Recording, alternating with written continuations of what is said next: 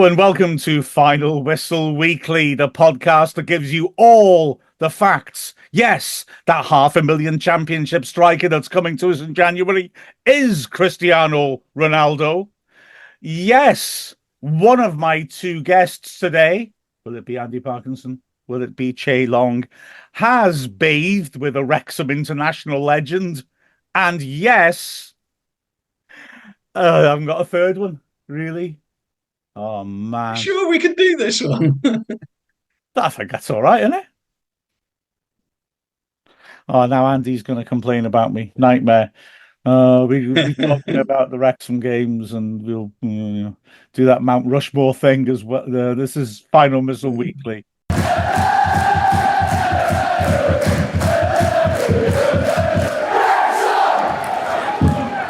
Well, last Saturday didn't go right, did it? No, it didn't. Just before we start this, I had a good few pints for watching this game, so I wasn't quite as annoyed as everyone else was after the game. So my view on the game is probably a little bit different to everyone else's, because I was probably, to be fair, before the game, I was probably expecting us to not get a result. But in all fairness, Andy, it wasn't the greatest performances either, was it? No, we can play better than that. I don't think that's outrageous to say. How It's dare just you? disappointing. Really. That was peak Wrexham, that was. It's just Stockport, wasn't it? We don't like losing to Stockport. True enough. True enough. I'll tell you what, thinking about what Chay said then about, not being as disappointed as he could be for certain obvious reasons. I was really shocked after the final whistle that the Stockport press really didn't see that game as I saw it. They were like, oh, thank goodness we got through that. Oh, thank goodness we managed to get the win. They were really edgy the last 25 minutes or so when we did turn things round a bit. I got to be honest. I mean, yeah, of course, we could have got a goal back, couldn't we? But we were very lucky to be in a position to only be one goal behind at that point, I thought, really. That was my feeling, that we should have been buried by Stockport. And it's just disappointing, They talk about rivalries with Notts County and such likes, but Stockport is the one to win, isn't it? At this level now. If you can be buried by Stockport, can you be Stockported by Bury? I didn't think of that. I'm just waiting to be Preston by Blackburn. That's going to be horrible. I personally don't see us. I think us and Stockport is a big game because the last few seasons, we've won the few in the National League we've had, and of course last season I've always seen Stockport as a club that I quite like growing up.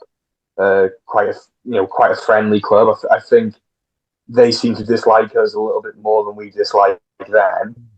But to be honest, I'm not overly worried. Yes, I think we should probably talk about not starting Mullin. Mark, what's your real thoughts on that, really? Because I was quite excited before the game to see two target men at front, to see how that would work, but it didn't really click, did it? My question to respond to that is: did it not click because of those two players, or because after the first 5 minutes or so, we didn't get a lot of great service to them? We were very deep, and our midfield were deep, and we weren't really in positions to build up the pitch and give them something to work with. I thought in the first 5 minutes, they won like 3 headers in and around the Stockport box, and they were doing really well. And then we retreated back into our shell a bit, which I say this all the time, but I don't think for a second Parkinson wants us to do this. It's just that in certain circumstances, that's what players do when they feel under pressure. And I thought we did that. I like the look of both of us on. I think he's a good striker. Well, he is obviously a good striker, but I think that when he's fully up to speed, he could do a good job. I fancy him staying for the rest of the season, not just till January. But no, it wasn't me knocking Bavardson at all. I'm not saying that. It was more the fact of do we need a Mullin with Budvarsson? Maybe try that, or do do you get what I mean? They're both Yeah, not the yeah. most mobile of strikers, are they? I think Budvarsson can move. I think he can run the channels more. I know he's not in the same style as He's not Mullin. Marriott, is he? No, no, not at all. But I think they could work together. I don't know. It's a tricky one with Mullin because I would argue his performances have been decent. His movement's really good. It's just he's missing chances. You could argue the best thing to do is keep him on the pitch and he starts taking chances because I have no doubt that he'll come back and play an important role for us this season at all. It's just when will that happen? But then on the other hand, I can understand Phil Parkinson thinking, well, we need goals in the short term. We can't write off a section of the season until he's up to speed. Let's see what these two have got together. My gut feeling is he may have Mullin back in on Saturday, personally.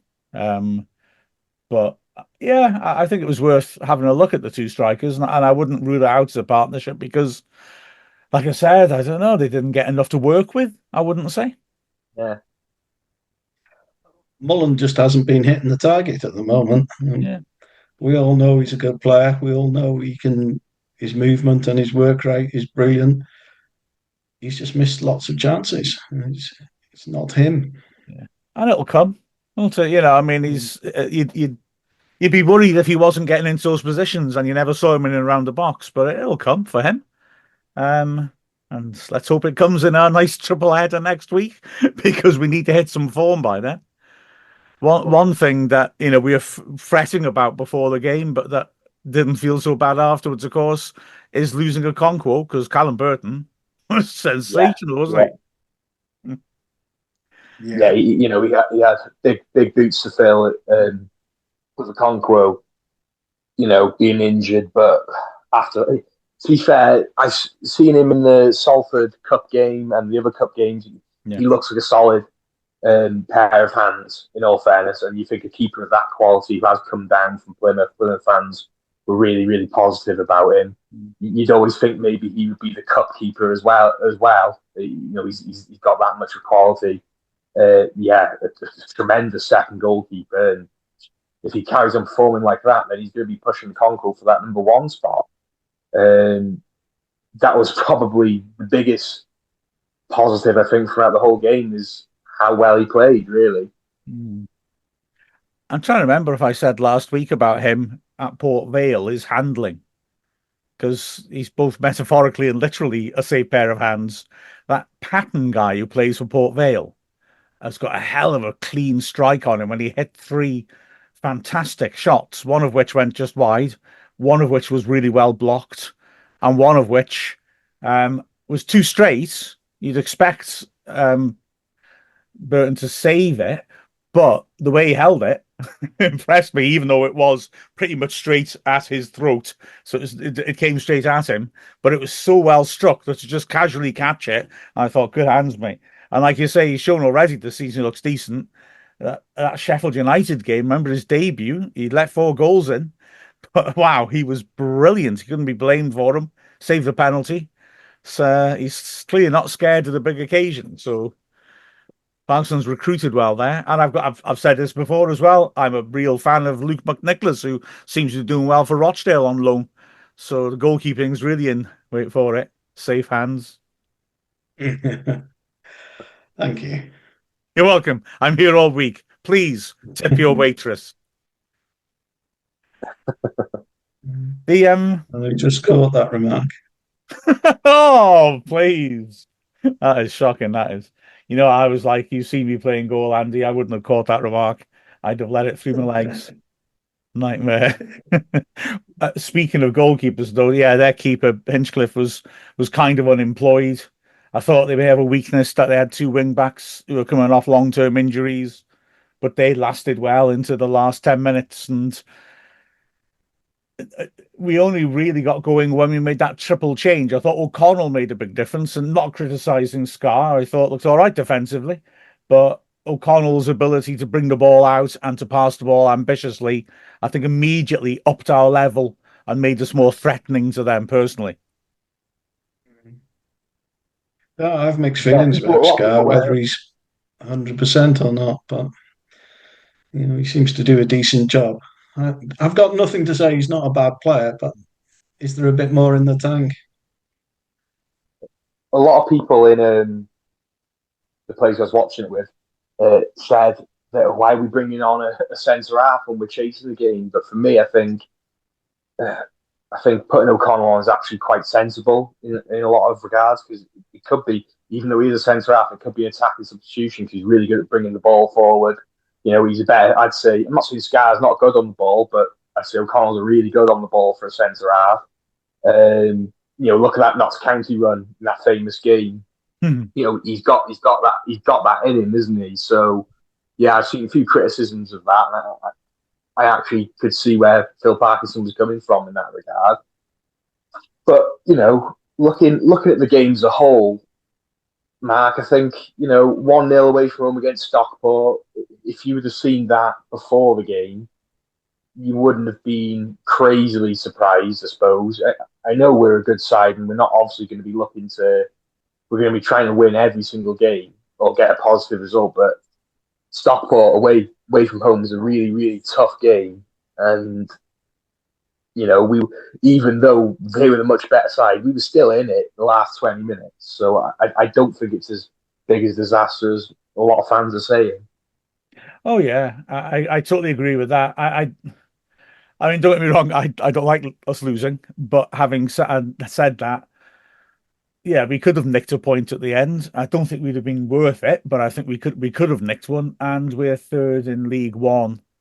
So Yeah. people having a meltdown, I think need to have a think about that for a moment. We've had some really good results this season. Pretty much everybody, apart from me, said at the start of the season we'd be happy with 10th. Everyone was, mid-table consolidation. Everybody was. Well, anybody who was saying that really shouldn't be complaining now because we're doing a hell of a sight better than expected. So, yeah, I was very disappointed with Saturday, but this team has more than earned a number of second chances. As Parkinson says, don't get too high when you do well. Don't get too low when you do badly. Try to keep an open mind. I've got to also say, and I feel bad saying this, but I'm going to say it. I think people who just automatically say a centre back for a centre back is not an attacking move aren't thinking about football enough. If I'm totally honest, just sticking a label on a player and then saying that player uh, is the same as this player. Well, I mean, O'Connell and Scar aren't. I mean, I like Scar. I think he's a sensational signing because he's done this at a higher level and this consistently. But he is an old-fashioned, no-nonsense, defend the box centre back. He's not going to look to make play, whereas O'Connell's genuinely good with the ball at his feet. As you said, Chay, that was a big, big difference in that triple change. Was that we weren't defending and just getting rid of it. We were defending and then counter-attacking because he was able to facilitate that. And I thought that notwithstanding that chance at the end when Olafe turned him and he tried to get sent off and missed him, thank goodness, because Burton as always came to the rescue. I thought O'Connell was really good in that third of a match that he got. So yeah, it's not it's a bit football's a bit It's more November. complicated. Sorry? I was going to say it's November as well. There's a lot of season yet to go. Yeah, You know. exactly. Yeah, too right. Mhm. Well, We're in League One. Yeah. As I say, if we look a little bit to the Exeter game, I'm not just talk about that now, but even if we don't get the result we want against Exeter, it's still not anything to worry about. We're in League One now. We're going to have dips of form, but it's really important that the fans keep the racecourse a fortress because as great as the racecourse is to play at when things are going well, it's equally as really tough to play at when things aren't going quite our way as well. So it's just a thought for the fans on Saturday. Get behind the boys. Yeah, absolutely right. I'd agree. Yeah. As long as Totally. we're getting good results at the racecourse, then, well, as we saw last season, patchy away form, it's not what you want, but it can still get you promoted. So, yeah, Mm. absolutely Yeah. right. Absolutely. Let's draw a veil over all that nonsense, shall we? And in a moment, we'll talk about Wrexham scoring 10 goals.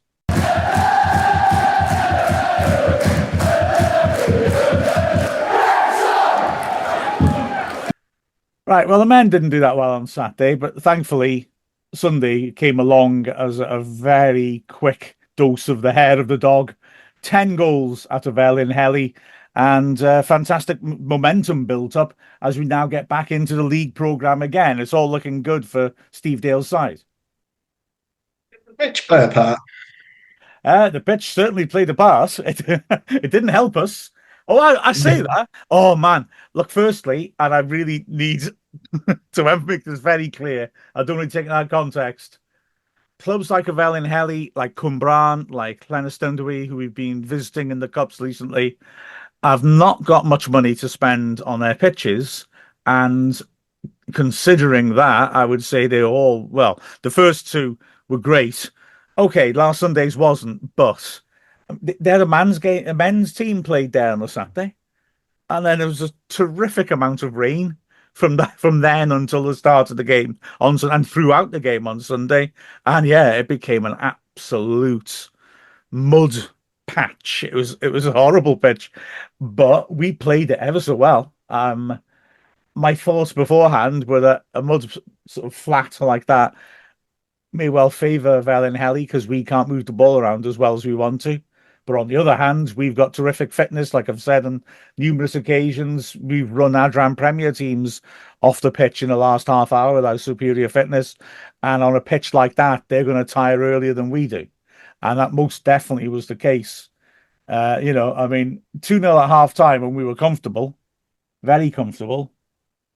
But 8 goals in the second half, and a lot of them coming in batches. We got 3 goals in just over 2 minutes at one point because we were just, they tired themselves out and we were charging at them. And a great tune-up for playing TNS on Sunday because that feels like a huge game now to me. I was supposed to ask you, do you think a lot of these sides who are amateur sides playing as a semi-pro side with fitness coaches and stuff, do you think, they can not match us, but give us a competitive game in the first half, and then, our superior facilities with fitness coaches and etc. really play a big part in the second half when we can just keep on going, where these other teams, are just amateurs playing. You think it makes a big difference? 100%. It makes a big difference against, like I said, the teams that aren't semi-pro in the Adran Premier. We come on really strongly at the end of games. So it makes a huge difference. I mean, that opens up a different debate, I think, about the FAW and how they develop the women's game. And I think they're taking a very conservative approach in having 8 teams in the top division because it sort of maintains that gap. You've got 3 or 4 strong semi-pro teams at the top. Then you've got the teams that are in relegation contention, sort of churning around with the divisions below. And I think it kind of limits the scope for clubs like that to really develop. Personally, I think that if you have 12 teams in the top division, I think that would be reasonable. And it would give some of those mid-table-ish teams more of a chance to establish something and play consistently against strong teams and improve. Because you look over the last 2 weekends, we've had the round of 16 in both cup competitions, and there's been one upset. Almost all the games were top division against second division. Everyone in the League Cup was, and there was one upset, which was Cardiff Met, the worst team in the Adran Premier, losing 1-0 to a team from the second division. And then last weekend, pretty much all the ties the same. The big top division teams away to lower division teams. There were some close results. Cardiff pushed their luck a bit in both competitions, but ultimately, in both competitions, 7 out of 8 are the top division teams. So there were some big scorelines, not just us as well. Britain Ferry scored 11 away from home, and they were like 5 up after about 15 minutes. So something has to be done, I think, to try and help the growth of the smaller clubs. And I think it's given them opportunities. Maybe it takes some beatings for a bit, but ultimately you improve personally. Yeah, I think it's a perfect opportunity now to really mm, for the FAW to really chuck some money at women's football because look at what the national side are doing. mm, Um, very close to qualification. It's Ireland, is it this end of this yeah, yeah. soon, isn't it? The Ireland game. I'm not sure Uh, what it is, to be honest, but yeah. but we win Tula's legs, and that's a Welsh women's side in the Euros, which is Yeah, yeah. it's huge, isn't it? Superb. We've got Cardiff, we've got Swansea, and we've got Wrexham who are playing in a Welsh domestic league. I think it's time to really throw some money at the lower sides now and really develop the league as a whole and try and get it to a higher standard. I'm not saying I think whoever's in the Adrian Premier League are doing a really good job, but there's a big leap, isn't there, between the Mm. sides who are in the lower divisions compared to the sides who are in the higher divisions. So I agree, Mark. It's time to really invest. Things like the pitches being over muddy, etc. They need to invest in grassroots pitches in general for both men's and women's um, football grassroots. So, with Welsh football, men's and women's doing so well at this moment in time, I think it's really now time to really try and invest as much as possible in it. I agree, although like I said, I want to stick up for Ravel and Helly in that they had 2 games in 2 days when there was torrential rain throughout the weekend. So, that's just life, isn't it? He's just got to live with it. There were points where I thought we might not get the game played beforehand. I was getting nervous. The ref and the linesman had a very late walk up and down the pitch, and I thought, oh no, we're here now. Please play it. Yeah, it wasn't great, but I was impressed by the quality of football we could play on it, to be fair. And I've got to mention Ava Suckley, who, oh man, she scores 2 early goals. She's looking for a hat trick. She thinks she's got it within half an hour, but it's rightly disallowed because Rosie Hughes is standing in an offside position and definitely isn't the goalkeeper's line of vision. She essentially almost steps over the shot, standing about 6 inches in front of the keeper, who then fumbles it. You'd have thought she'd save it. She did well there, Goldie Catherine Beach. And after that, Suckley was working hard looking for a hat trick, and he thought, "Oh, come on, let her have it." And she finally gets it in the end. The ninth goal or 10th goal was it? It was very late. She managed to get it and complete her hat trick. She was too tired to celebrate. She was absolutely covered in mud. They all were just covered in mud.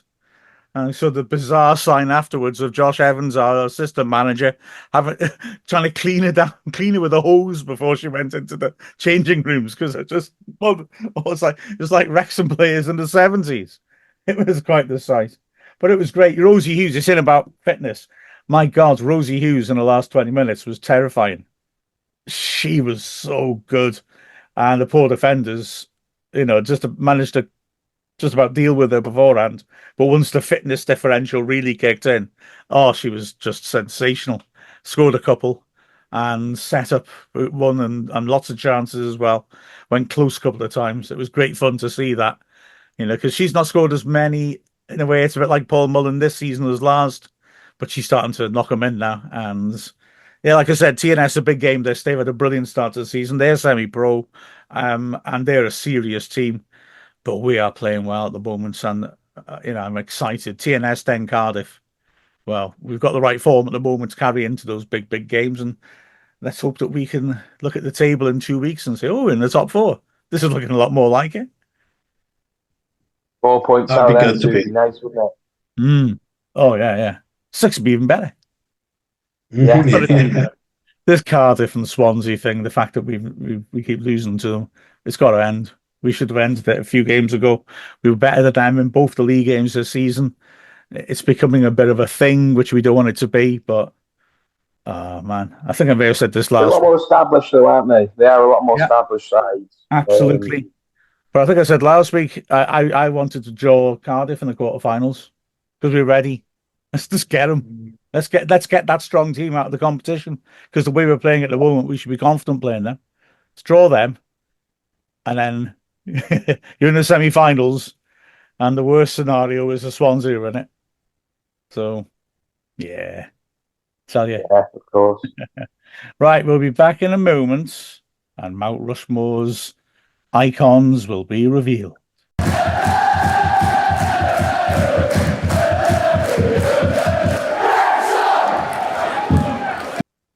Right, so last week, man, I enjoyed it. We talked about our candidates. If we had a Mount Rushmore of Wrexham managers, which four iconic managers would make their way onto it? We said what we thought, and then we cast it out to you, the common public, in order to decide who would go on. There was corruption. I'm going to hold my hands up and say that, I watched the news. I know what modern democracy is, and you may want to demand a recount because I did make a sort of fundamental error and forgot to put Steve Dale on it.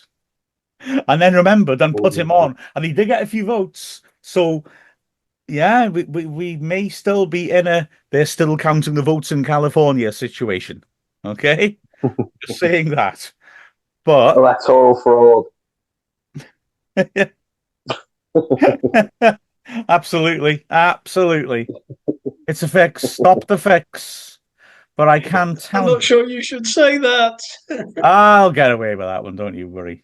Don't worry. So the four people that we chose are Sam Ricketts, Brian Little. Oh, hang on. Sorry. That's a different poll altogether. Uh, Phil Parkinson was top.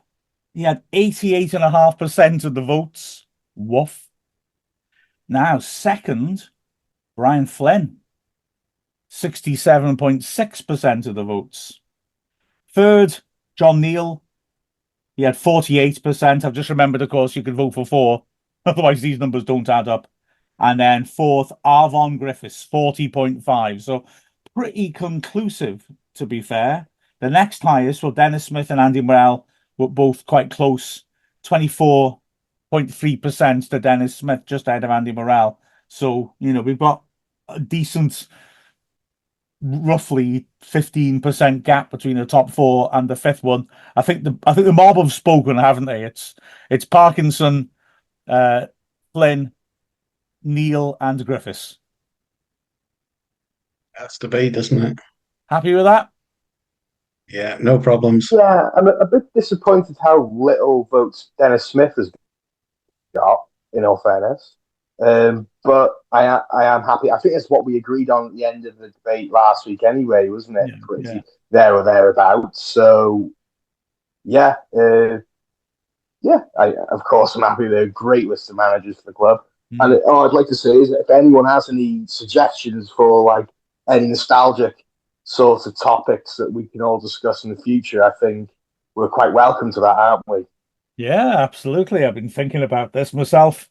Yeah, I think maybe we should have a little look at doing this on a more regular basis. But certainly, yeah, that's a pretty emphatic result. I mean, I was disappointed in terms of Morel not getting in, the same as you with Dennis Smith, in that, like I say, statistically, Phil Parkinson's the only one who can compete with Morel in terms of win percentages, low loss percentages. You know, I think he was very unlucky. Won the FA Trophy, 98-point season, got us into the playoffs twice in 3 years. I think he did well, not 3 years even.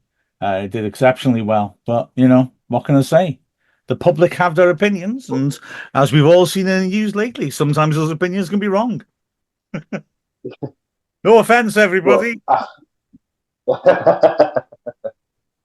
Well, yeah, I think both Ivor and Steve Dale as well will all feel not hard done by, but it's such a tough decision because legendary managers to the club, and Phil Parkinson getting such an emphatic vote is not a shock because I thought he was definitely stapled on, especially he's the only manager a lot of the new American fans will know as well, which will help him as well as being great. It's very happy with the ones we picked that have been picked. Well, I mean, yeah, absolutely. And Andy Parkinson, brother of Phil, Surely, yeah, it does show what a phenomenon he is. That he's done an astonishing job, and to get, like I said, 88.5% of the people who voted for him. Wow. I mean, that's a real endorsement of the job he's done, isn't it? Yeah, without any doubt. I was always a bit suspicious when Parkinson came in, but he's done such a great job. He's got 2 promotions. What more do we want? I Yeah. suppose the third promotion is the answer to that. There you go, and so on and so forth. Yeah, That yeah. natural Parkinson suspicion of other Parkinsons. He's come onto your Yes. patch, and you're not happy. Shocking. I won't complain if he gets us up again. Yeah, too right. And Chay, you raised last week. Where are we going to put it? Have you had any thoughts since then? Well, Neil said Monera, didn't he? He did. I like that.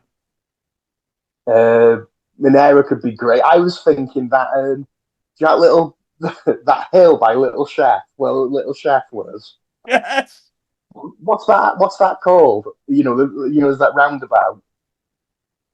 It's in Roestuchlin, isn't it? Middle of Roestuchlin and Johnstown. I don't know. It's just junction But whatever yeah, 3 off the A483, isn't it, or something? I I, didn't I think know that. I think that would be a great place to put it as well. Oh, do you mean the spoil heap? Yeah, yeah, Right. Oh, okay. Oh, yeah. That's perfect. We could sculpt it out out of slag, which is the accepted word for what that is. It's the waste of a mind. That's the correct word. I'm not being offensive. Oh, yeah. We could do that, couldn't we? yeah. You see, We I was should. thinking of. It'd be dramatic on the road on the way in, wouldn't it? Yeah, imagine the That, accidents it would cause that as was people. carved into that hill. I was thinking more along the lines of knocking down the student flats. Obviously, give them notice, and then building it out of the rubble. But I think maybe your spoil heap idea is an excellent one. Yeah, I think so too. And we can also divert the Gwenvro to go around it like a little moat, which of course would also provides drinking water for the people of Roestuchlin because they don't seem to have any form of telephone reception there. And I think we should bring the modern world to them, bless them. Tourism as well and all that. Exactly. Yeah. Another tourist attraction. Yeah. Come and It'd see. be a great episode to welcome to Wrexham, wouldn't it? It certainly would. What an impact we've had on the town. You can ride the raging rapids of the Gwenny. I think that might. I think we can draw a line under that now. The Mount Rushmore of I think Wrexham so, yeah. has been decided, and I've got some fun to have making a thumbnail for this. So, let me introduce our guest. Now, this is I need to maybe give a little bit of context that this is an interview I did a good 15 years ago. I think I may have said this in passing last week. I decided about 20 years ago I wanted to write a history of the football club. I haven't written the first word yet because the research is just so fascinating. I knocked it off for a bit because I was too busy. Now I have not got that excuse. But luckily I did do some interviews when I first had the idea. Some of the people I interviewed, like Ian Moyer last week, are no longer with us.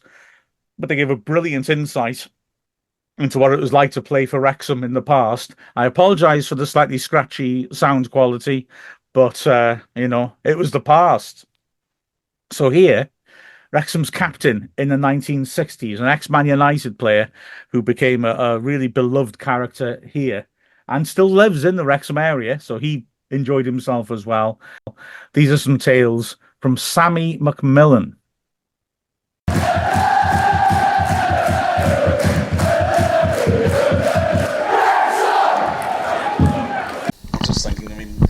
I believe this. It was quite odd how you came to Wrexham. Is it Tommy Bannon? Yes, Tommy Bannon brought me down. He was down here, Yeah. and I played with St Johnson, and I got a free transfer.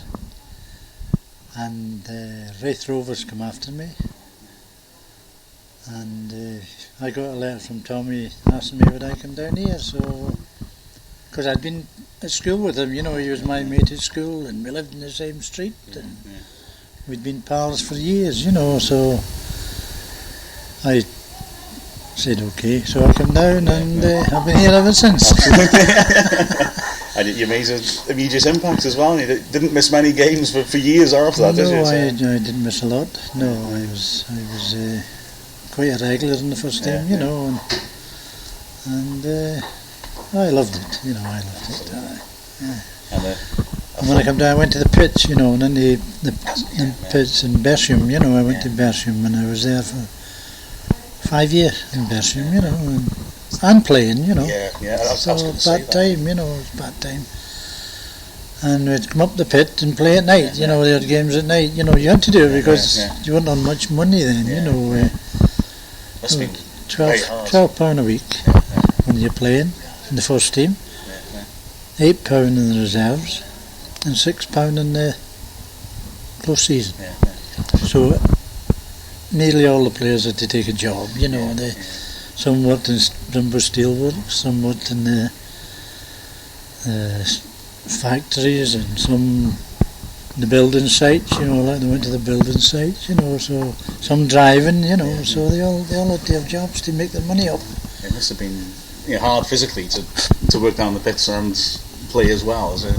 Well, I was lucky. I wasn't on the face, you know. I was on the on course, so it wasn't too bad, you know. So, and the lads didn't give me hard work, you know. So they looked after me, so it was good that way, you know. And I think you look at the way referees are now. It was a harder game then, I think, as well, wasn't it? Oh yes, you couldn't hold people off the ball, you know. You couldn't hold them off, or it'd be obstruction. It'd be a foul straight away, you know. There was none of this pulling shirts or that. You'd been off. And you were a strong player yourself, a fullback, weren't you? So I was a fullback. Off a sort. I was looking at some old comments, and I think it was one of your managers said you'd never seen a player clear so many shots off the line as you. You could read the game really well.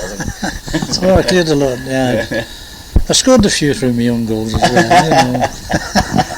And a couple at the right end, wasn't there? I scored two, I scored two. Two headers. One against Accrington. And I think it was Oldham was the other one, I can't remember. I think it was Oldham up here in the racecourse, and Accrington Stanley away. So they got us a draw in the both games. That was it. So we're quite happy. And as well, I mean, you played against Busby Babes, didn't you? And that's in there, 1957. So it must have been quite an experience, that, you know. Oh, it was wonderful. It was you know, the crowd, you know, they were buying tickets in the reserve game, you know, and there was about 16 or 17,000 at the reserve game. But they were just going in, getting a ticket, out, back in, get a ticket. Some must have paid about 3 or 4 times just to get tickets, you know.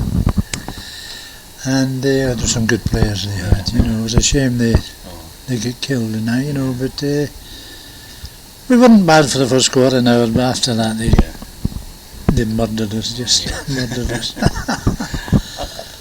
I saw a thing the other day about, I think it was Reading you played in the last round, and you knew before the replay you were going to be playing Man United, and so it was a real cup final, wasn't it? It was, because they put the tickets up for sale. They said after the match the tickets will be on sale for the United match. You know, they didn't think we would beat them. But we beat them 2-1. Ron Hewitt and Johnny Anderson, they scored the goals. You know, but it was a great experience. You know. Before the match, before the match, when you're getting ready, Billy Waters, he couldn't tie his laces. You know, he was so nervous. Billy, you know, he was the goalkeeper. He was so nervous, and we were all in the same boat. You know, United. But it was a good experience. My dad was in the crowd. He would be. He was saying it was like a one-way system. The whole town. They don't let the cars come up one way and down. The crowd was so big. There was 35,000, 36,000 or something, you know. And it was great, you know. My brothers, they come down from Scotland, you know. I had them from Scotland, and They enjoyed the match, you know, but as I say, first quarter an hour we were okay, but after that, they were a bit classy with it. That's right. And but you had success at Wrexham. I mean, you got promotion, didn't you? Oh, two or three times, you know, it was from the 4th to the 3rd, and the 3rd to the 4th, and up and down, you know. Three Welsh Cups, won 3 Welsh Cups, and a losers. Three winners and losers I've got. I saw an odd little pattern. I think it was the first 2 years you won the Welsh Cup, and 2 years later you won it, but the one in between, Cardiff won 6-0 against Wrexham to knock us out. So that's a bit of a strange thing. Fashion like that. But we were in Europe then, you know. There was a shame that, you know, because we had a nice side, you know, we had a good side. Because we beat Cardiff and we beat Swansea, you know, in the Welsh Cup, and it would have been nice if we'd have got in there, you know, at that time. Any players you played with who really stick out in your memory as? Well, Alvin Griffiths was a top class player, you know. And then there was Ian Moyer, he was a character, marvellous winger, you know. Don Weston, he was like a greyhound, he was Don. Alan Fox, centre half. Kevin Keelan, the goalkeeper, you know, they had some good players. And hoping to speak to Ian Moyer in a few days. He's living in Chester now. Chester, yes. I don't know his address. I've made contact. You've got it, have you? Oh, aye. But he was a real crowd pleaser, wasn't he? He was good on the ball, you know. And there was Clive Colbridge. Clive could always get you a penalty, you know. He always fell in the box, you know, so and got a penalty for us. And you had Tommy Bannon. He was a good centre forward, you know. Big friend of your granddad's. Tommy's was, because we were members of this club, the old club, you know. Big pal he is. There were some tidy players. Ron Hughes as well, of course. Ron Hughes, yes. Ron was a Welsh international. He didn't get capped when he was with Wrexham. He had to go to Cardiff. And he died a couple of weeks ago, you know. George Evans, big strong lad, George, good player. He'd passed away and all. Johnny Anderson, ball player, you know, good ball player, Johnny, and he passed away. So. And you went through a few managers as well, didn't you? Peter Jackson first, with Peter Jackson was the first, and then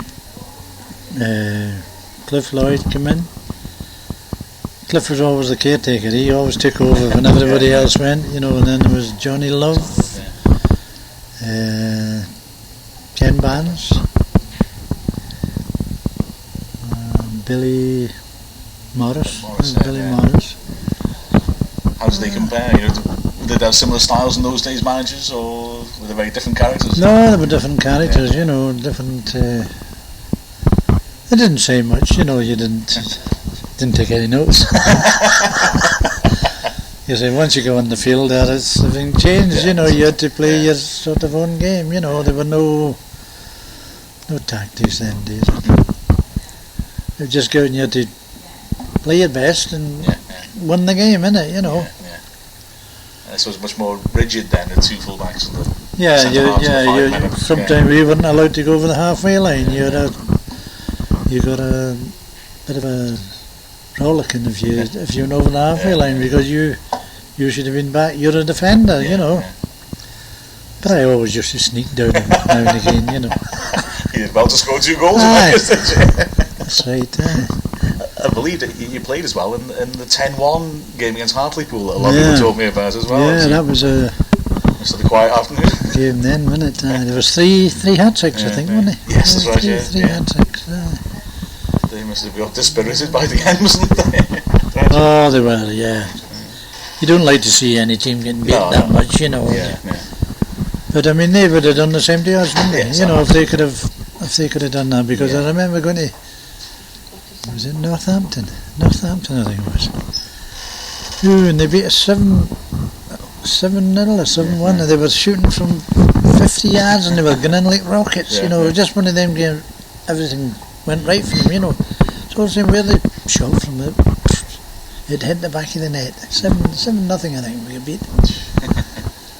Oh, that was a worst beating, I think. The team I was in, you know. You held your head in shame. I was looking as well as maybe other cup games as well, apart from Man United. And I think you played Leicester when they were a first division team. Yeah, we played them.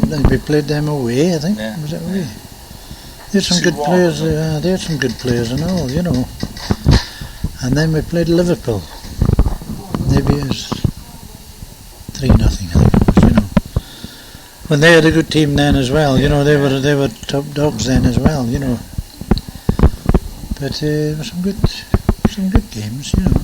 Must be exciting, you know, playing with Wrexham and then getting to go to a stadium like Anfield as well. It's a great occasion for the players and the fans, isn't it? I suppose, but I never went there. They played up here. I was on the racecourse. I was on the racecourse. On the racecourse. Because I think that was the time there was a snow. Was there snow there? And we had to clear the snow off the pitch. You know, they made us clear. They made the players clear the snow off the pitch and all that. Yeah. Gosh, wouldn't expect that. These days they wouldn't have that out there. No, they wouldn't. We had to shovel the snow. Because I always remember I got sacked. You know, he sacked me because I was talking. I think it was Ken. I'm not sure who was the man. Ken Barnes, I think it was. I think he gave me. He said, "Get out," he said, because I was talking. Me and somebody else were having a chat. You know, and we were leaning on the shovel. So he flung us out. And there's only another memorable cup game when he beat Blackburn. It was Mickey Metcalf. Mickey Metcalf, he scored the hat trick, yes, and came in, went in the extra time, and I think it was extra time. I've got a bad memory. And Mickey scored the hat trick, Mickey scored the hat trick, and that was a big night for the Wrexham that night, you know. Made everybody happy, you know, and it made the town happy as well, you know. And we had a lot of good supporters, you know, a lot of good people were nice, you know. It's odd how Wrexham always seem to be a good cup team, you know. They've had some good, and it carried on, didn't it, over the years. Yeah, they always seem to have a good cup run, didn't they? You know, they beat some of the big top teams, don't they? You know. Yeah, it's strange, isn't it? Yeah. But your playing was cut short by injury against Watford, wasn't it? Yeah, I broke my leg. I had a compound fracture, you know, and I was in plaster for about 12 months.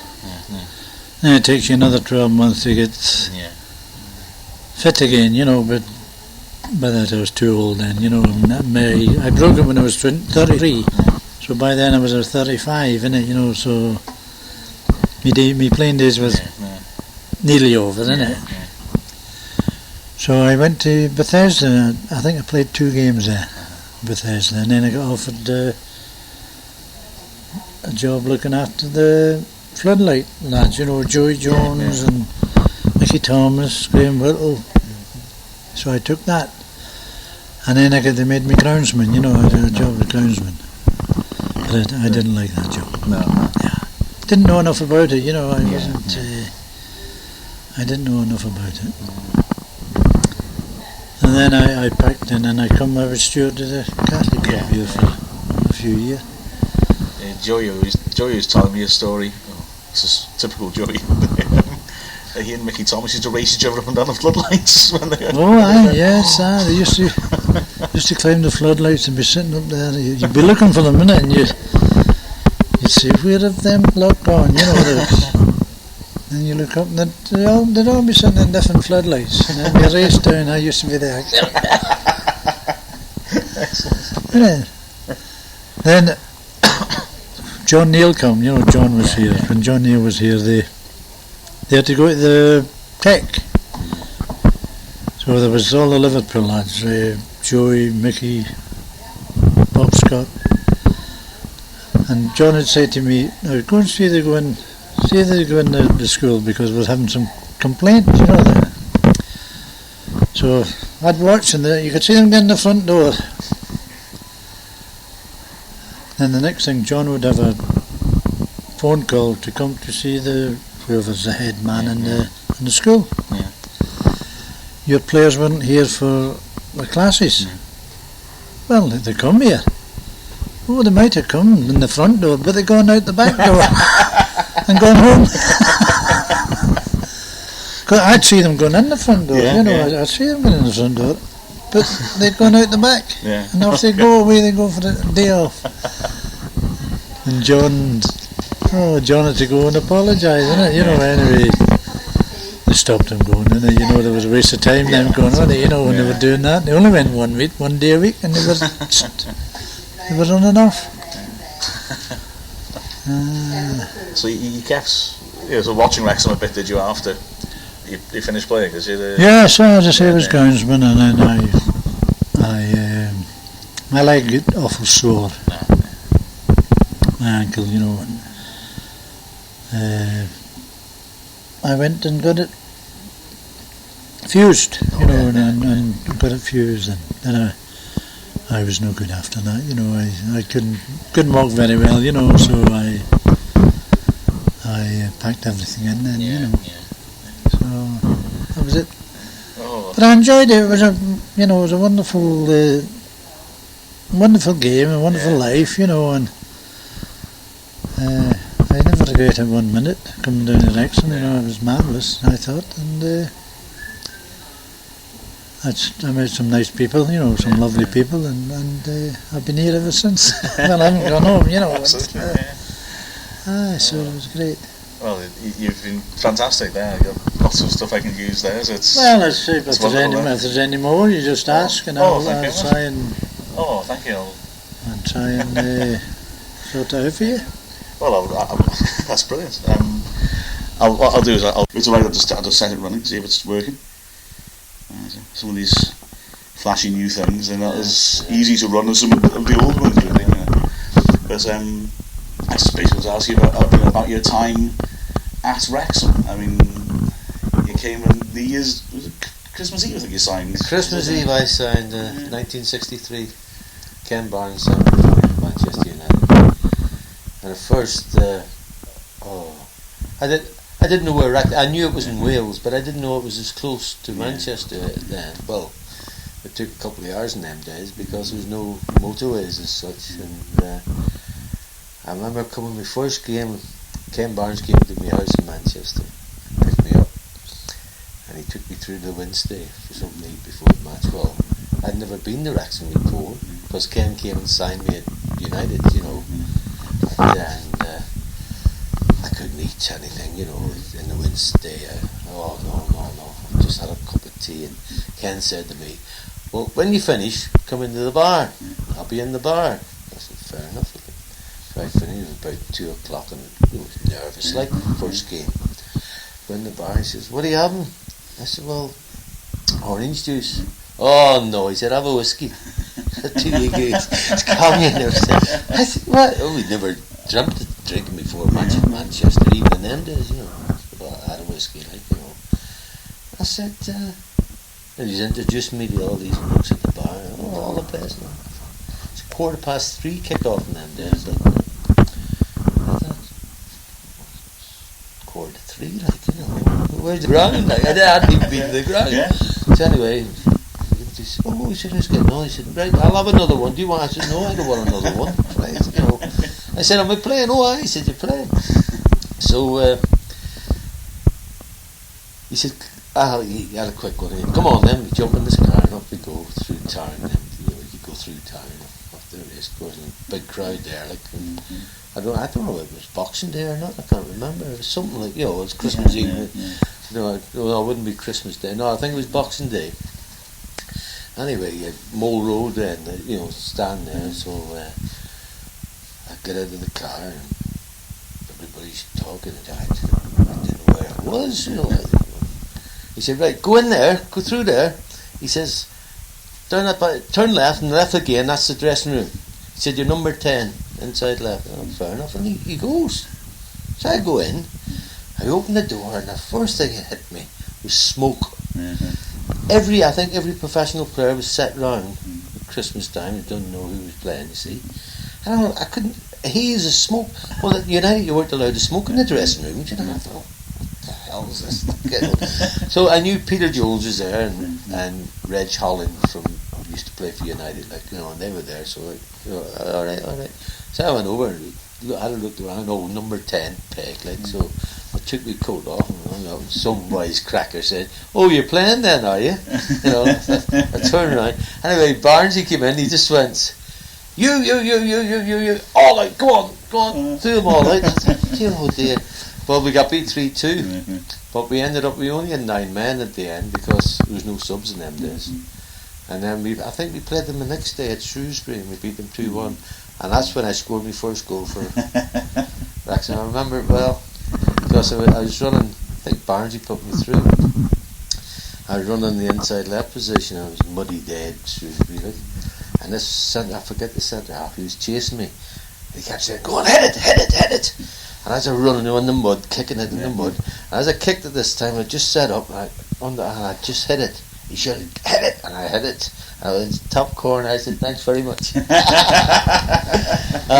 That was some great times. That's brilliant time at Wrexham. I didn't want to leave Wrexham really when I moved because, well, the wife's from Manchester, we settled here, and I went to South End after that. But my time at Wrexham, I love Wrexham. Well, it shows you you settled here, you know. And the people in Wrexham, you know, get on well with everyone, like, you know, and the wife does as well. She has a little hairdressing shop up in the village, you know, she's had that, but it's more or less a hobby, you know. And we love Wrexham, and the time I've had here on, I think even with United, I had a few years there, but I think this is the best time, you know. There was some nice, you know, good players like Alvin Griffiths, like, and how he didn't get picked for Wales till later on in his career. I never know. He got picked for I played twice for Northern Ireland when I was at United, and when I came here to Wrexham, I got picked for the under-23s against Wales. And Alvin was picked, but he was injured and he couldn't play, and that was a great match in Belfast. We drew 3 each, and that's when the Welsh team was just coming. The under-23s was Gary Sprake, Mark England, Terry Hennessy, all them were just coming through then, you know, to the great Welsh side. I don't think they'll have a Welsh team like that again, not for a number of years. But I knew all them lads, you know, like Terry Hennessy and Colin Green, Wrexham, you know, Wrexham lads, you know, and I knew them. I say, the time I've had at Wrexham was brilliant. You know, and as I say, some great memories of matches and that, you know, fun and that. With Ken Barnes especially. Ken Barnes, he was a very good player, Ken, a player manager. But as I say, he was on his way out when he came here. But he was a great player, a great technician. But he used to argue with the crowds, you know. I remember once I got the ball, I was on the right wing, and where they come out now, this stand here, where they come out now, that was like the cow shed, you know, all the shed, you know, right along there. And the crowd were getting on the Barnes, you always get on to him, like. Anyway, I get the ball, and Barnes, he gave me the ball, and I beat this man, I flicked it out the wing again, I went, "Give it now!" So, where's the ball? And he's there, and there used to be a little wall around the ground, and he had his foot. "I'm telling you, he was arguing with the crowd." And there's me running up the way, and the ball was for a throw in. His foot on the wall again, and he's arguing with the crowd. "I picked the team, and Smile was for them." This is during the match. But we had some good players, but I don't know. And them days, like, we enjoyed the game, like, and we always wanted to win. But I think today's game, it's a lot faster, but I don't think the skills are. Because I look at players, even at Wrexham players now, you know, I don't go, very, very seldom I go.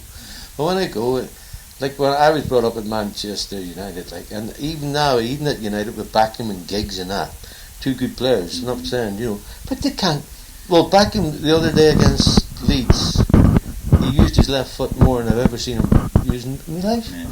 Because we were coached, to, in the afternoons, if you're doing that, go back and kick with your left foot or your right foot, your weakest foot. But players, when this, it makes me really mad on the telly when it says, well, it was on his weaker side. They're on £50,000 a week. They shouldn't have a weaker side. You know what I mean?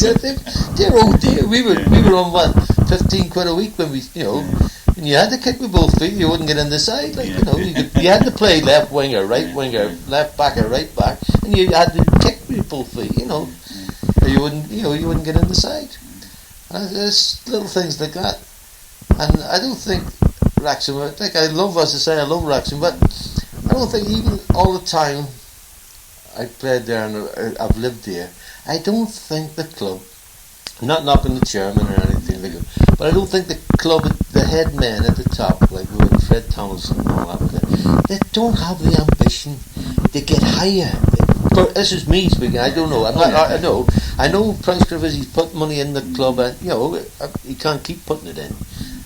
But I look at the likes of Crewe. We used to play Crewe here. We played Swansea here. They've all had a taste of the tap, haven't they? They've come back down, but we haven't. We got into the old second division. Remember years ago when Arvin was manager, and I said to Arvin, we went out. He phoned up. We went out and we celebrated. I wasn't nothing to do with Wrexham, but I was pleased for Arvin. There we had dinner and that, and having a laugh. And I said to Arvin, what do you want to do at the start of the season? I said, you want to go in and ask the chairman for £1 million? And really, there was a lot of money in there. So I said, you want 4 good players, old players, but not too old, experienced players. Get in there and get in the first division. I said, if you get in the first division, you get that £1 million back in the season. It would be full to the rafters here, wouldn't it? Like in them, you had the 2 Manchester, you had the Liverpool and Everton, you had Wolves at the time. It'd be a full house, and then the London clubs coming up, wouldn't it? You'd have a full house there every week, and you get your money back through the gate.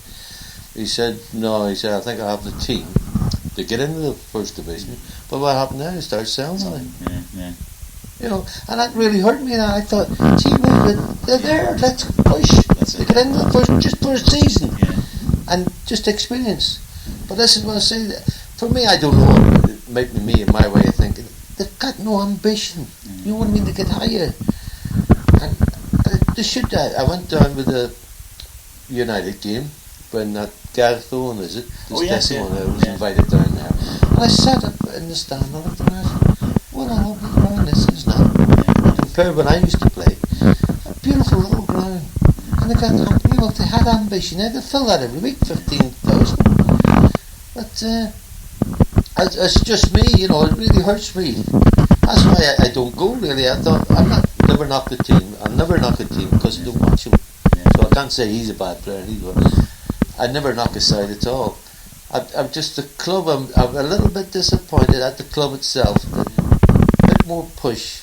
And as I say, I'm not blaming the chairman like in the past, but I'd love this, to get in the, it's alright saying, like Flynn, this is why I wasn't a Flynn lover. I don't know why. He done nothing to me.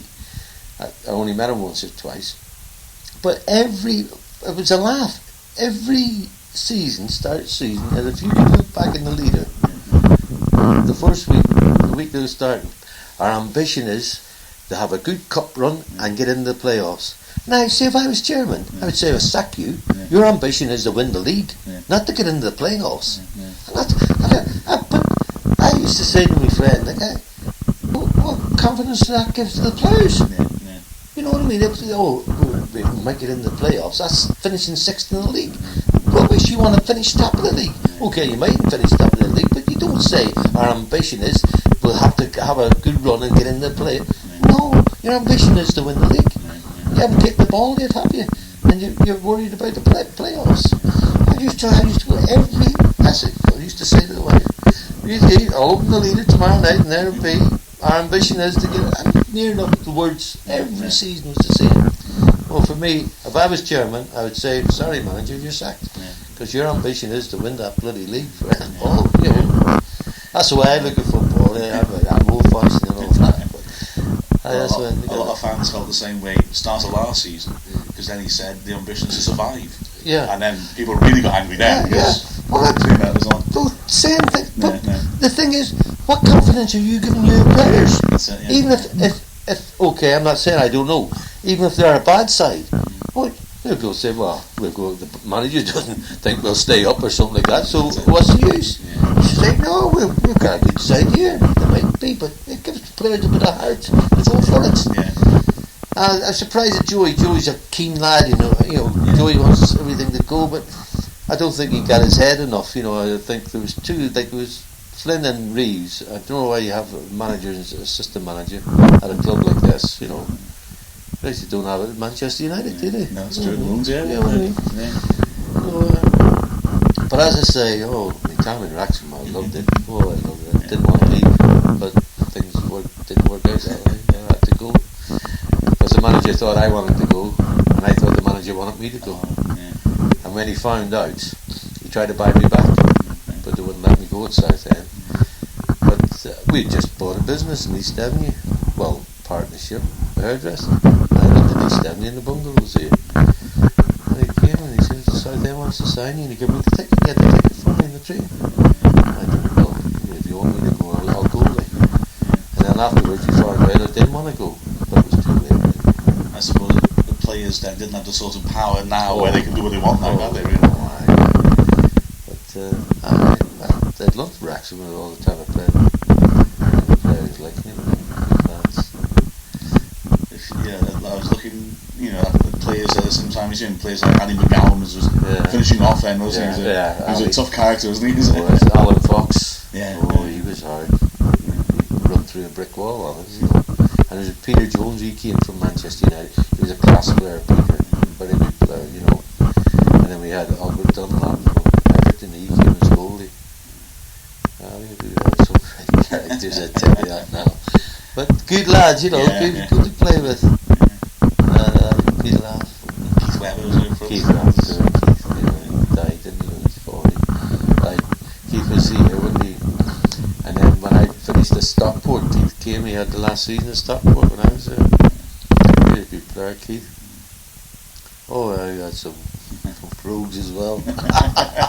But good road, if you know what I mean. If it's such a thing, But very good players, We had some young players coming through at the time, but they didn't seem to.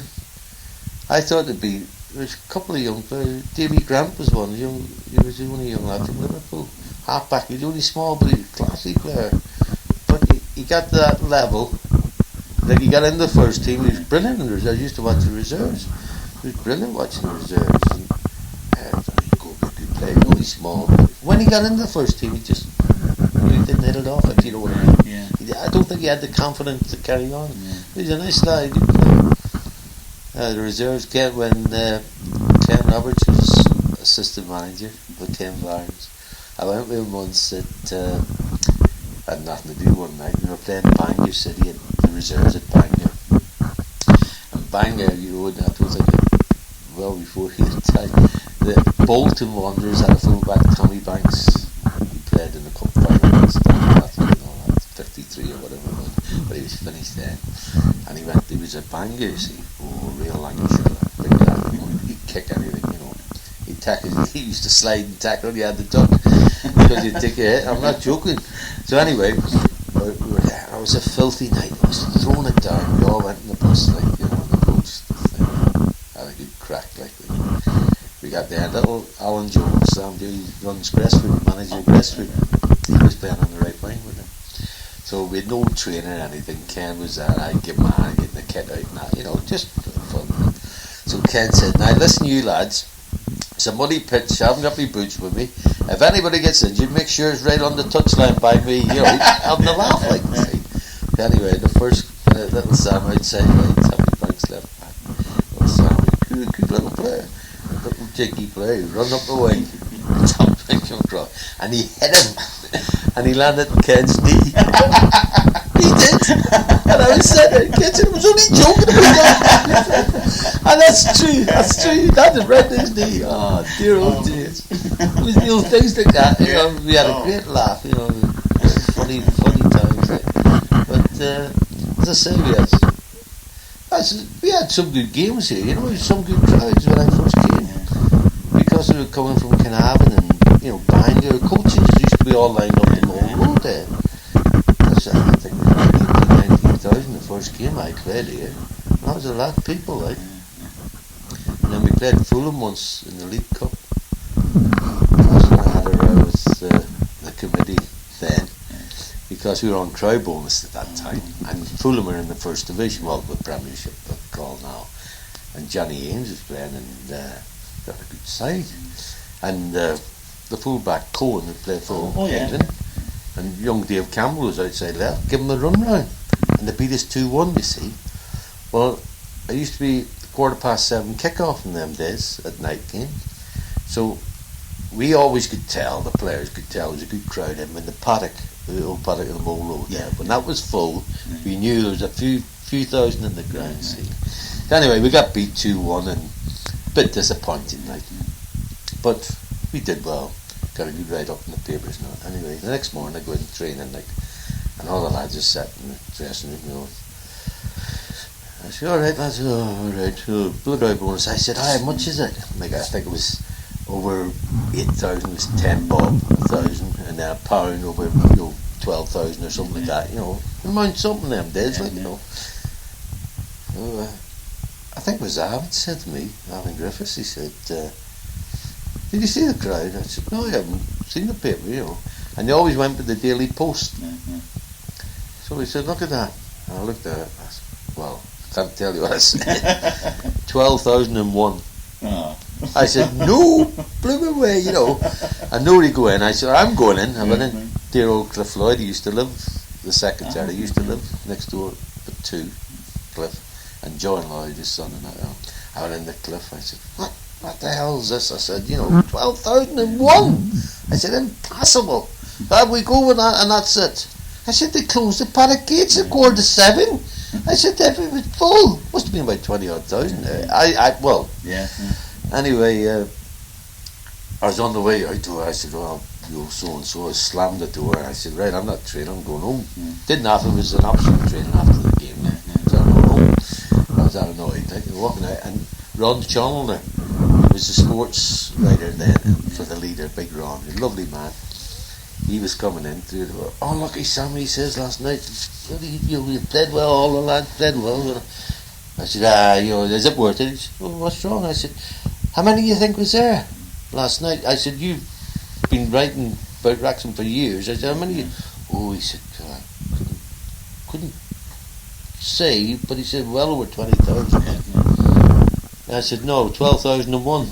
You what? I said, that's what we were getting paid on. Well, he wrote in the leader, I think it was on a Monday night, and he wrote the write-up, and then it was a Friday night leader, a big leader on a Friday night. Anyway, it was still going on, Friday night, and he wrote in the end about the Fulham game. He said, oh, by the way, it's the biggest 12,001 crowd I've ever seen at the racecourse. You see? Yeah. He was banned from the coach for a month. Aye. But I don't know, about 2 weeks later, because I kept it going on and on, we got a mystery bonus in there. Nobody knew what it was for. All the players that played that game, there was a mystery bonus, and we don't know what it was for. But I think we do. I think so. You know, things like that, you know. But it lives in your memory, you know what I mean? Oh, it's great. And then when I knocked a fella out, this archer he played for Crew, we used to have a kick, you know, each other, like, but he was a dirty bugger, but he used to kick me from behind and that. And this game I was playing sweeper, and he used to play like midfield up front, you know, and he wouldn't come up to me because Griffiths he was kicking, he was shouting, come up here, and he's here, you know, that's it. I said, I love you, you know. Anyway, we were playing, and I haven't had the ball on the halfway line, I can see it now. And he's going around, he beat this Archer, I think his name was Archer, and as he beat him, he went back, he just kicked the legs from him. He was only a small chap, like, you know, and he went up in the air, and he was, like, we're all mates, like, you know. Well, that was it, I lost it, and I ran down the pitch, and everybody's around having, you know, he was there, and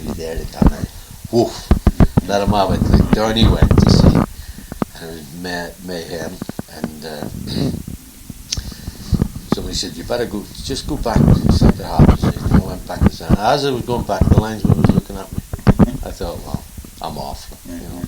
So I stood there like that, and put this archer up, his eye was bleeding, out there, and they're all pointing at me, and I was on the ground. Old Jack Jones, God bless him, he was a trainer, he was giving Alvin treatment. Anyway, the referee then he ran the linesman, and I thought, well, I'm off here. I was looking at the linesman,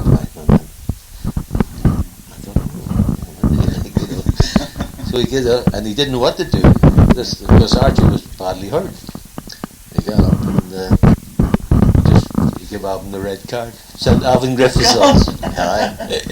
But lucky enough, everybody in the ground seen what happened, and the Welsh selectors were there, looking at Alvin for the Welsh game, and everybody. Well, he didn't get suspended because everybody knew it was me had done it. Only the referee, because everybody seen it in the ground. Only the referee. And I haven't got away with the suspension, but things like that happens. We all helped each other, you know. We stuck up for each other.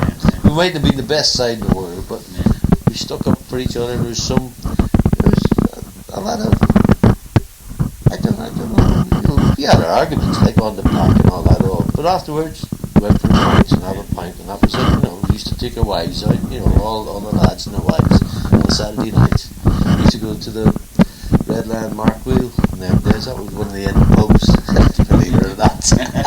But, you know, nearly 40 years ago, isn't it? But as I say, it was my time.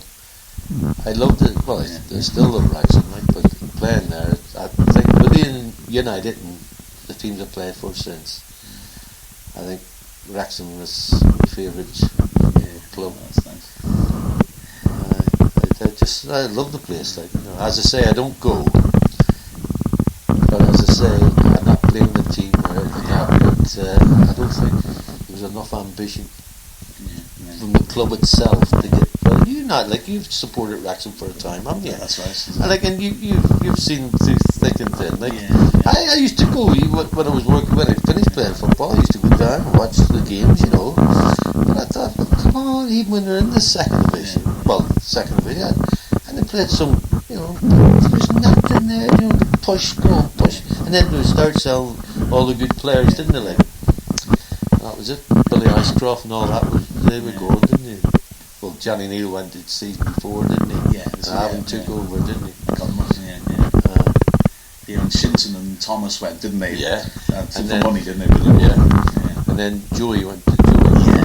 Joey went. And came back and then went again. Yeah. But I knew what Alvin was on about. He had this team there, but I thought, and he bought some bad players. I'm not saying Alvin Griffiths bought them. Yeah. Somebody bought some bad players. He bought a lad from Aston Villa. He was a good player, but when he came here, he was bad knees he had. Cowardice. That's it. Yeah.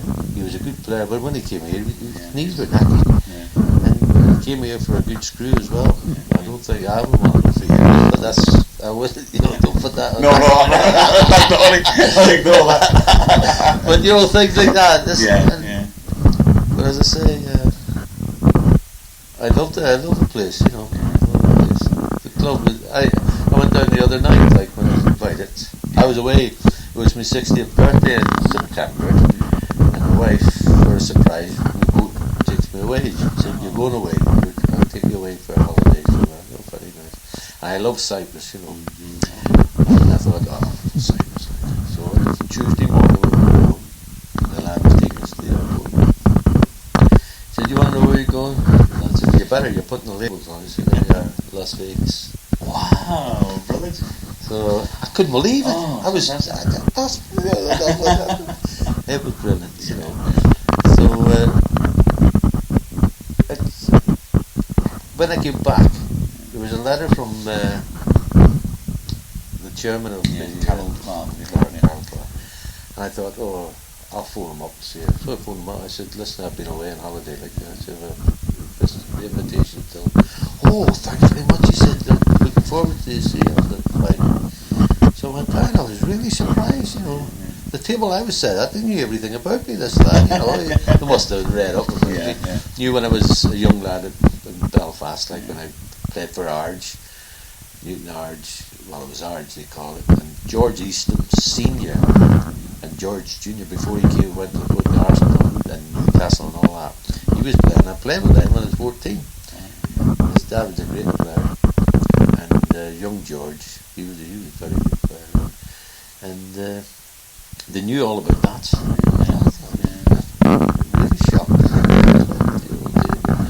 But it was nice. I really enjoyed myself. And I've seen friends again. Absolutely. It was nice to see. It was nice, and they brought all the players, introduced them. Well, we didn't know. We all thought we were sitting together, but they said no, one on each table.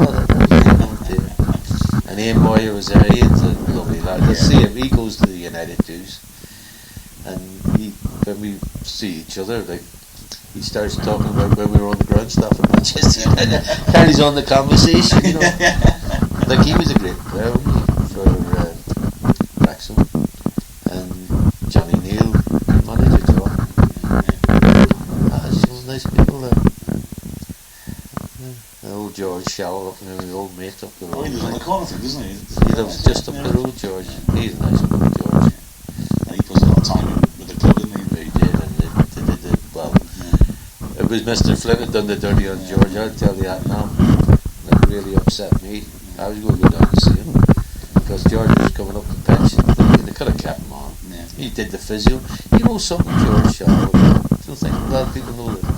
He used to give the players treatment morning, noon and night. Saturday night after matches, he didn't get home till about 9:30, 10 o'clock. Sunday morning, Sunday afternoon, Sunday night, try and get them fit. You know, he never got any extra money for that. And that man lived for that club. He did. He lived for the club, and it broke his heart. But he only had a couple of years to go to get a full pension off the FA, and it just dropped him. They could have, okay, he wasn't qualified as a physio. I agree there, but they could have kept him on as a skip man or something like that. He was something, you know, just helping out. And he wasn't on a fortune. I know. I was surprised what he was on. Dear oh dear, he would have got better working on the bloody road. Not as a coach. I mean, he was experienced. Yeah, I know. Well, he took over manager after Bobby Robinson for something, and they did well. Best run they had all that season. You know, he was a good lad. Well, I see him quite a lot.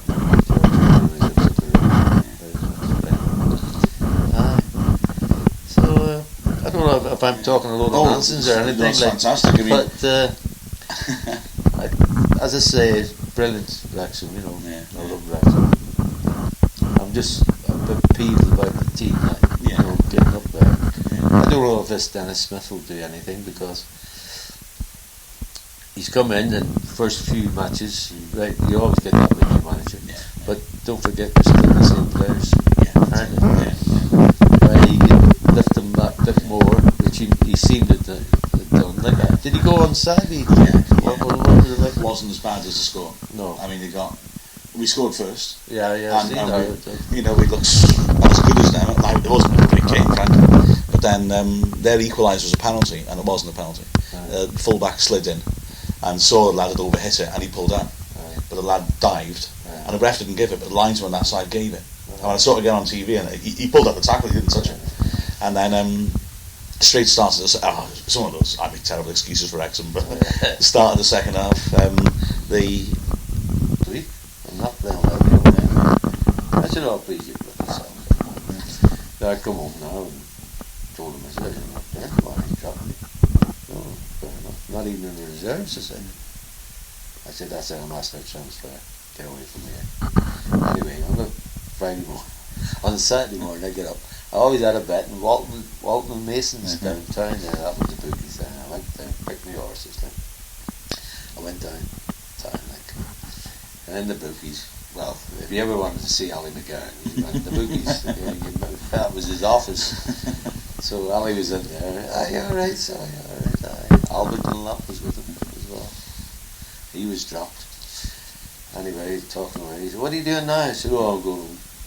Oh, he said, come to the Catholic Club. I said, it's too early. I said, it's only about 11 o'clock. He said, it's only 11 o'clock. I said, he said, Lawrence used to be the steward. It was Ollie's landlord. He had Lawrence there. He's, anyway, we go in there. What do you have? And I said, I'll have a pint of lager. Anyway, there's something wrong with the lager, the gas or something. So we're playing snooker. So I said, what do you have now? I said, no lager. Well, there's no lager. Oh, he says, I'll have vodka and lime. I said, right, 3 vodka and limes. No, I tell a lie, 2 vodka and limes. Ollie always drunk Harvey's Bristol Cream. Sherry. Drinking away, playing snooker. Drinking away, playing snooker now. So anyway, I said to Ollie, what time was it? He says, it's 3 o'clock. Well, but I'll go down and watch these today. Yeah. So I jump in the car and have no drink drive. Yeah. I was only down the road, like, and as I say, there wasn't many cars on the road. I drove down, drove in, walked in the players' entrance through there. And Johnny Anderson was saying, "Where the hell have you been? We've been up to your house looking for you." I said, "What?" He said, "You're playing." Oh no! I said, he said, "The boss wants you." I'm not well. You're playing half back. I never played half back in my life. In them days, like, you're playing right half my position. I said, "I don't want to play." "You're right, boss. I was bad last week." That's right. And I said, "Oh, you're playing." And when I walked in, the lads knew, I'd been drinking. Like, they got me in the shower, give me a cold shower and everything. Anyway, we did get beat. We drew 1-each with Oxford, and I remember, I'm not 100% sure. Big Ron Atkins was playing for Oxford at the time. Anyway, the ball, we was on the attack and I was running around like a headless chicken, so the lads told me after the match. And I ran through for this ball, through ball, and the keeper came out, and I didn't kick him, but he made a thing up in there, and this was, "Hey ref," he said, "you better watch, he stinks of whiskey." I said, "No, it's not, it's vodka." I'll never forget that. And then after the ball went out, just by the Mole Road where we used to run out, I looked up, and out there was Ali and Albert Dunlap stood there, and we're like, point out. Anyway, they found out about it. I got fined 25 quid. It was a lot of money. I was over a week's, about a week's wages then. Deserved it, like. It was one of the things. I shouldn't have done it, but he told me I wasn't playing, so that was it. Like, had no choice, did you? Then? And then the next thing he changed his mind, I was playing. So excellent. That was good. That's a cracking that is. But that's true. I was wondering how he didn't tell me that. And I always say that. Like, see, Charlie Morris, he didn't play. Charlie was the groundsman for years, and he came looking for me. He didn't know he was round town looking for me. Sent him round town looking to see where I was, so he could see me. Dear.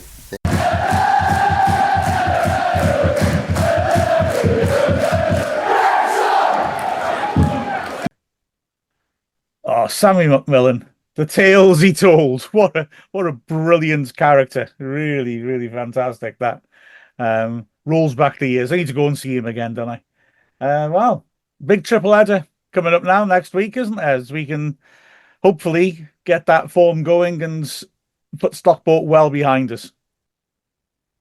Yeah, it'd be good if when we're doing the next one of this, we're celebrating 2 wins. That would do me just fine. Absolutely. Huge game on Saturday. Again, just get the fans. Let's get the fans behind the team. At home, we are a fortress. So, yeah, I'm really confident that we can turn things around. Nice one, excellent. Right, so I'm going to go off now and take my trowel to Rostucklin and start carving out the head of Phil Parkinson. That's expect it done by the weekend. I'll do my very best. I promise. Right, so that was Final Whistle Weekly.